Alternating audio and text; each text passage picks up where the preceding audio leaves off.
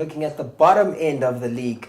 Remember how City started the season and there was an image they had, I think it was Daily Mail, and also on the Instagram page, there was 11 or 12 players posing with the coach. Like, that's what they had in the beginning of the season. Yeah. I think with the way that they fought somewhere in the middle of the season, I did feel like maybe they should stay up. But the complete opposite can be said about Sunderland. Oh, Sunderland were horrible. They deserve to go You see, down. I think Moyes needs to sacrifice a goat or someone. That guy, I don't know, ever since he left He needs to Everton, sacrifice a hippo and an elephant. something, a whale, or man, a blue whale. Yeah. Because that guy, ever since he left Everton, it's just been downhill for him. Mm-hmm. And I think when he left Everton and he went to Man United, I think his confidence actually dropped when he was in Man United. Because of his confidence, that impact. Thing is, you just left a small team to join a massive team. And if you fail there, it's a huge confidence. Your confidence is ruined. You know, you need to actually build up again. And I think that's the one thing that Moyes hasn't recovered from. The Man United, what he did Man United.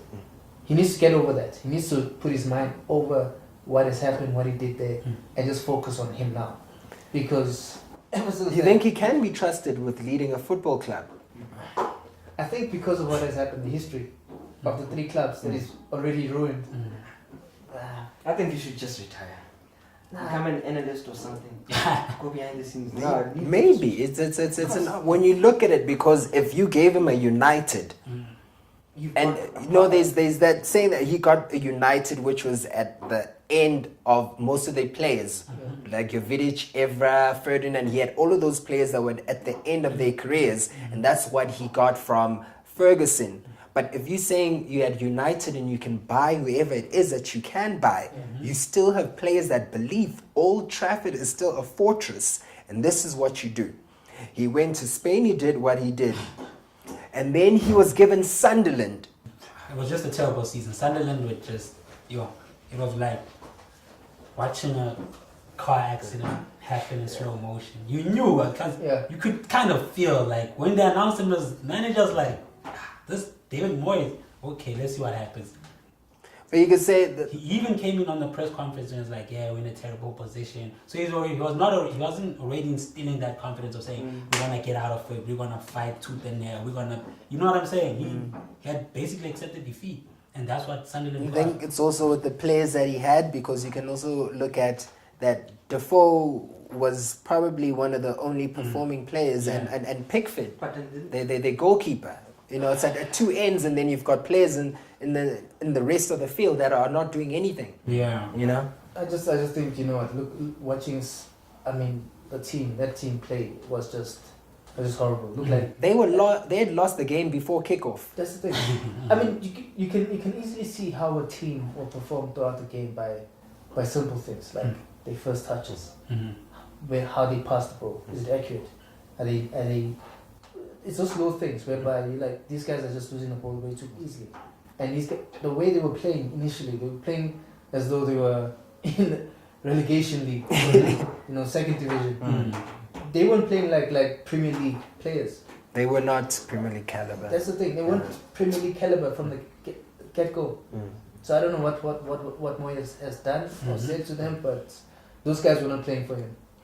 Out of the top 6 clubs, my choice of the team that played attractive football and I like was Crystal Palace. They got into the relegation battle for a bit, but the way that Crystal Palace played, I like the way that they play. They remind me of an older version of a West Ham, and they could be something that could turn into a Tottenham if that squad actually sticks together.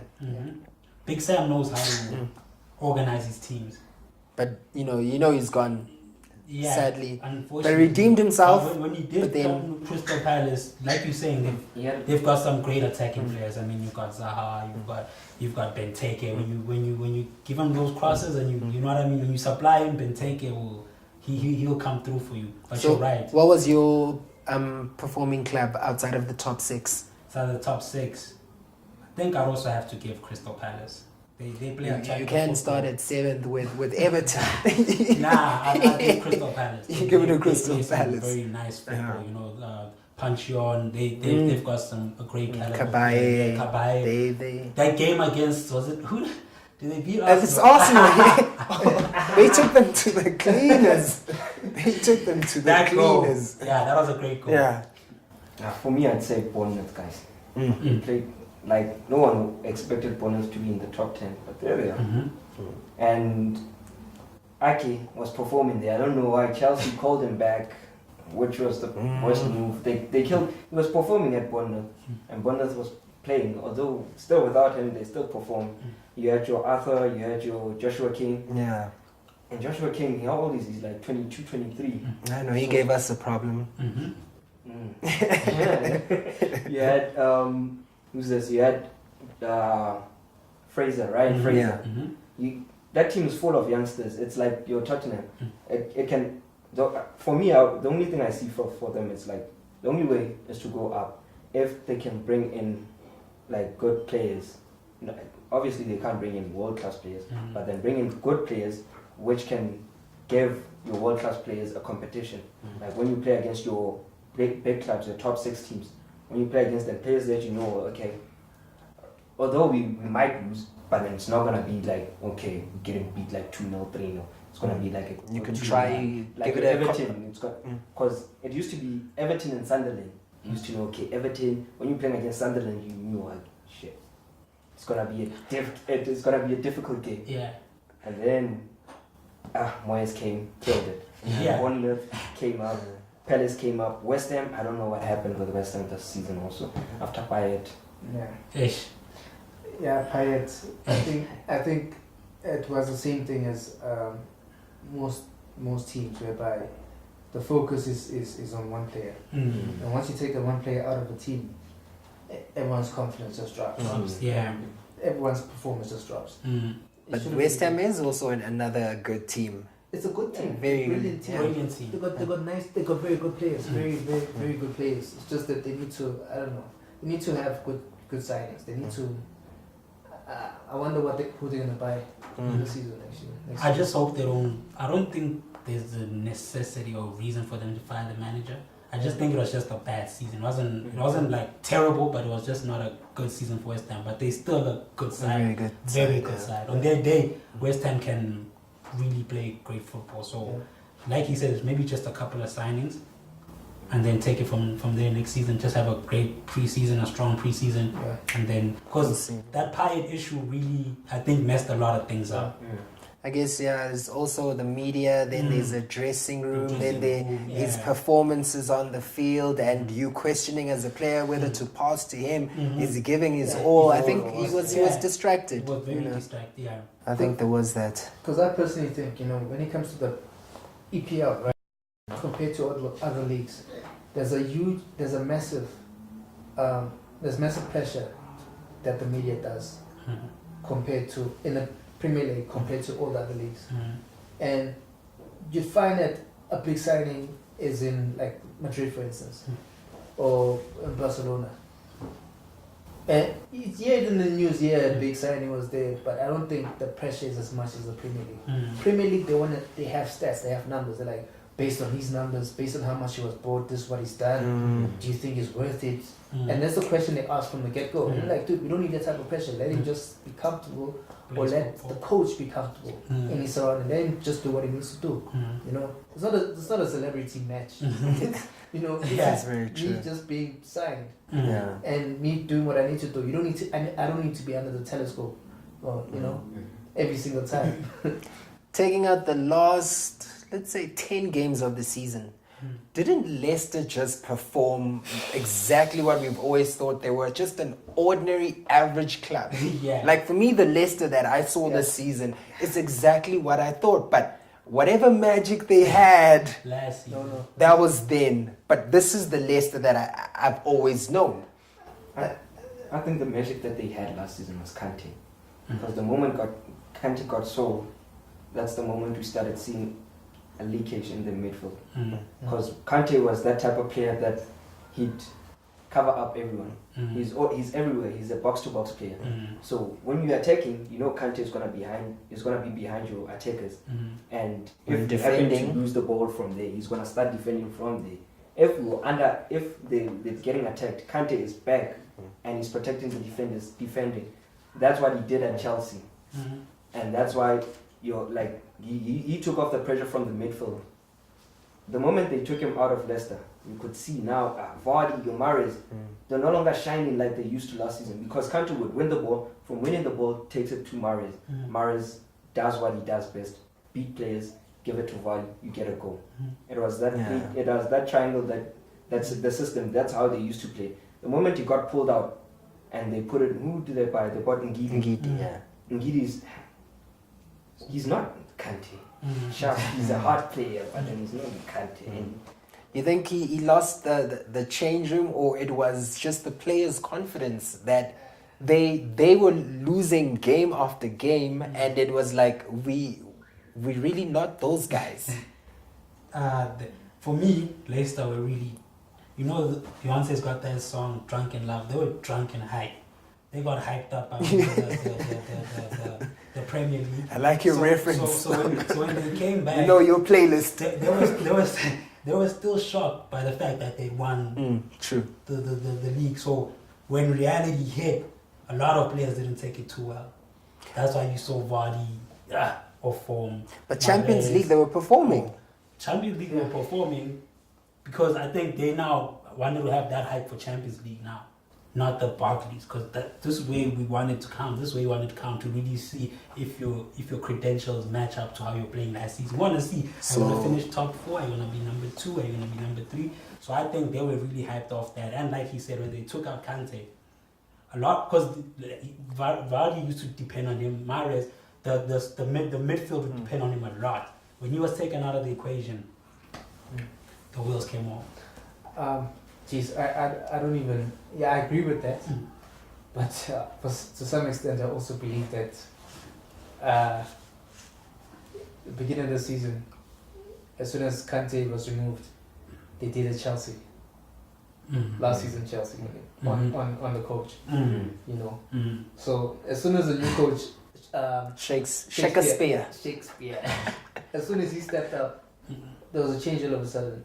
That clearly showed that these guys were. I mean, you can't have such a dramatic change after one game. Like just in one game, you have a dramatic change to saying, "And now we're winning." Yeah, it was a tricky one. You know, he worked so hard to get them into the Champions League. It would have been great if he had continued that journey, because that is his journey at the end of the day. Sadly, there are league games that happen, you know, on the weekends when you're not playing Champions League. So they were looking at that, you know, more than actually focusing on Champions League, because they were like, this is Champions League, this is where we're at. There's consistency here. I think when they were looking at the league, it was like, we can lose him because of this. But it was also sad the way that they let him go. It was, I think they did as a wrong. football fan, I was hurt. They didn't you know. know that. There wasn't. There wasn't. I mean, like he brought them from where they were to winning. It was something they've never won before. Yeah. To being in the Champions League and doing well in the Champions League. To kick him out right after he loses the Champions League. You know, he didn't even play round of 16, did he? He didn't. I don't think he did. He didn't. He played the first leg, didn't he? First Oh yeah, he the played second the first leg leg, was Shakespeare. Shakespeare. Yeah, that's. They didn't give him that. Who knows? Maybe they would have pushed until maybe semi-finals with. Because, you know, sometimes when you've got momentum from one side, it could also, you know, work on the other side, you know. So if he had stuck around, maybe, you know, things would have worked out. But, you know, this is football. This is how things go. These things happen. Yeah, but clearly there was something spoken in the back room. You think it was Vardy? I mean, I don't know, but I mean, for you to be an owner of a company, of a club, to make that type of decision, you obviously have to put your ducks in a row, and you weigh your options, and you're like, you know what, based on what I see, he needs to go. Even though he's given us this, he needs to go. Gentlemen, looking at the season, what is it from the season that you can say these were consistencies that were spread throughout the league throughout the games? You know, was it the goal line technology that was introduced, that it was consistent, it did work, and yes, it is something that is needed in football? Were the refereeing decisions, were they consistent? And when you say of refereeing decisions, or let's say officiating decisions, you're looking at the guys on the sidelines, because there were a lot of handballs, there were offsides, you know, there were a whole lot of decisions. Yes, it's the Mkhitaryan goal. It was slightly, you know, but you get those days. We all get those days. We all get You know, we all get those days. No, let her take it. So what do you guys think is it that makes the Premiership that good of a league? It's the fire. Eh? Like I was explaining to a friend, listening to watching the Spanish league. You can't even hear the commentator's voice. This guy's not even enthusiastic about it. It's like it's like walking. The commentators know he's watching golf. Premier League, you actually hear the enthusiasm, the crowd, the passion, performance, the passion. I think it's the fire, even the way the teams play. There's so much fire in the team that there's the history behind that. You know that these two teams have this type of history, and even the breakdown as the commentators and the fans give you the history of how these clubs actually became the way they are. I think the history is what makes the EPL a lot greater to watch. You know, it makes it that great. Yeah. Yeah. I agree with that. And you guys' play of the season? I'm gonna give it to Kante, but my personal favorite is Dele Alli. He was incredible. He's one for the future, definitely. But But Kante, he deserves it. He won Young Player of the Season. I guess. Kante deserves it. Back to back, he won championships back to back, from Leicester to Chelsea. He hasn't Different dropped, clubs, he hasn't was dropped consistent. standard. He's been consistent. Yeah, I'd also give it to Kante. Yeah. I mean, that guy's the Chuck Norris of football. Yeah. Hey, can we just say bring back our Africans? Please bring them back home. They all went to France. You can't hold back. You guys are playing for African teams, but you are French. Wow. This guy's busy playing, bro. That's Start scoring goals. Gentlemen, thank you for joining me. Okay. Thank you for joining us on Fan Talk. It's been a great show. You can catch us on social media platforms, and please do subscribe on our YouTube channel, and do get more information on info@fantalktv.co.za. Thank you for joining us again.